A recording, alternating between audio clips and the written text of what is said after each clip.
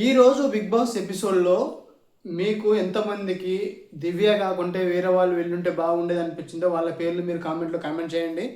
So ఈరోజు నాకు పర్సనల్గా ఏమనిపించింది అంటే దివ్య లోపలికి వెళ్ళడం కరెక్టే అనిపించింది నాకు.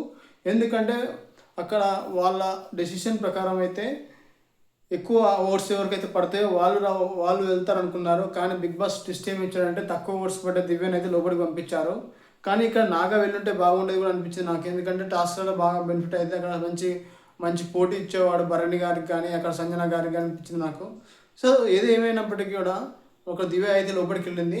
ఇక్కడ దివ్య లోపలికి వెళ్ళడం వల్ల ప్లస్ పాయింట్స్ ఎవరికేమో జౌజ్ వేసుకున్న వాళ్ళకి ఏమవుతుందంటే లోపల బయట ఏం జరుగుతుంది అనేది లోపల వాళ్ళకి ఇప్పుడు కొంతమేరకు అర్థమై ఉంటుంది. ఎందుకంటే ఇప్పుడు కొంతమంది రీజన్ చెప్పారు, నేను వీళ్ళతో స్వాప్ చేసుకోవాలి, వీళ్ళతో స్వాప్ లోపలికి వెళ్దాం అనుకుంటున్నాను.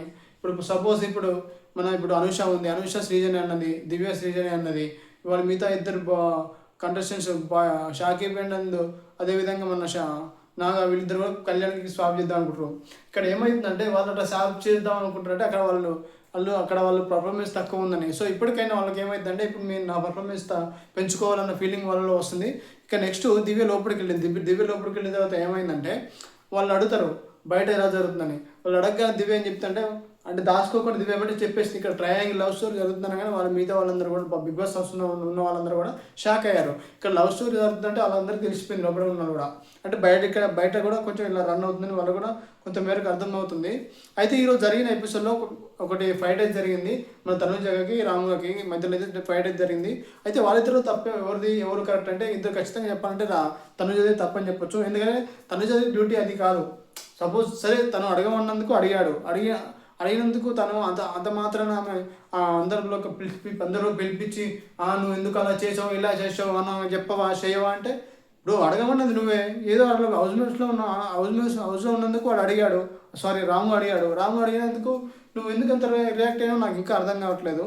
అయితే ఇందులో రాము డ్యూటీ అయితే కాదు, అది నీ డ్యూటీ. సరే రాముడు అన్నందుకు అడిగిండు, దానికి అంత ఏం చేయాలో నాకు అర్థం కావట్లేదు. దానికి నువ్వు కరెక్ట్గా ఉండలేవు, నువ్వు పర్ఫెక్ట్గా చెప్తలేవు అంటే నువ్వు ఎవరి మీద కోపాన్ని అమ్మటే ఇమాన్యుల్ అని చెప్పిన ఇమాన్యుల్ కరెక్ట్ తను స్టేట్మెంట్ ఇచ్చాడు. అక్కడే చెప్పేశాడు వేరే వాళ్ళతో అది తనుజ అట్లా చేయడం తప్పు, వేరే వాళ్ళ కోపాన్ని రాముగాడి మీద చూపిస్తే రాము అమాయకుడు నన్ను అట్లా వాడి మీద అరుస్తున్నామని ఇమాన్యుల్ వేరే వాళ్ళతో హౌస్ మేట్స్తో అన్నాడు. అది 100% కరెక్ట్. అందులో 100% మన తనుజ తప్పు. దాని తర్వాత వాళ్ళిద్దరు కలిసిపోయారు అనుకో, అది వేరే విషయం. అయితే నెక్స్ట్ ఎపిసోడ్లో మనకు వచ్చేసి ఇక వైల్డ్ కార్డ్ ఇంటికి వెళ్ళిన దివ్య, అదేవిధంగా వాళ్ళ స్వాపింగ్ గురించి వాళ్ళు ఇప్పటికే జాగ్రత్త పడి ఉంటారు. ఇక నెక్స్ట్ ఎపిసోడ్లో నెక్స్ట్ సీన్లో వచ్చేసి ఇక కామెడీ పరంగా చూసుకుంటే ఈరోజు ఇమాన్యుయల్ రీతు చేసిన కామెడీ చాలా బాగుంటుంది.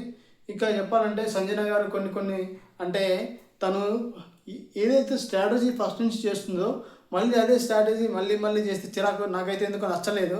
ఎందుకు ఊకే ఇలాంటివన్నీ చేయడం అంటే నిన్న ఎలా మనం తనుజది కాఫీ పౌడర్ దాచడం, ఈరోజు దివ్యది మేకప్ కిట్ దాచడం, ఇలా చేయడం వల్ల ఏమైతే అదే కంటెంట్ మళ్ళీ చేయడం వల్ల నాకు ఎందుకో అది అంత వర్కౌట్ అవ్వదేమో అనిపించింది. మీకేమనిపించింది కామెంట్ చేయండి, లైక్ చేయండి, సబ్స్క్రైబ్ చేయండి. Thank you for the watching. Please subscribe the channel.